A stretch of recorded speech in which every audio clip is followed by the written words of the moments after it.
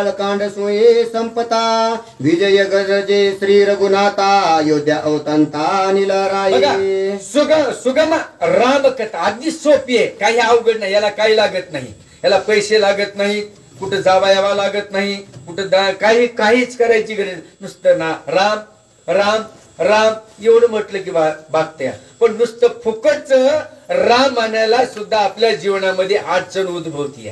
मग आपण राम म्हणत नाही आणि पुन्हा म्हणतो राम राम म्हणलं असतं तर बरं झालं असतं. ह्याचे 95% हार पडल्यानंतर असं काय म्हणतो, राम म्हणलं तर ते बरं झालं असतं. अगोदर म्हणायला पाहिजे होतं ना, तुला कळत होतं. पण विषयाची धुंदी, शरीरातला मध, कर्माचा मध, याच्यामुळे तू राम राम म्हणला नाहीस. आता म्हणून तुझा काय फायदा आहे.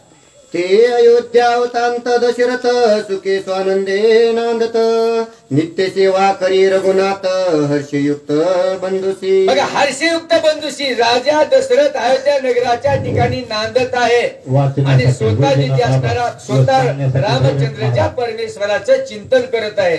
एकरूप जिथे आता मात्र भक्ती राहिली नाही, पितृभक्ती सुद्धा राहिली नाही. जर म्हातारं झालं तर म्हणते याचं काही आपलं जमाना गेले, टाका त्याला वृद्धाश्रमामध्ये नेऊन. अरे तुमचे देव आहेत ना, ते देवाला जर वृद्धाश्रमामध्ये टाकलं तर तुमचं कार्टव त्याच्याला म्हणते माझ्या बाबाला असंच केलंस का बाबा, तर तुला वृद्धाश्रमामध्ये टाकून हे जीवनामध्ये करू नका.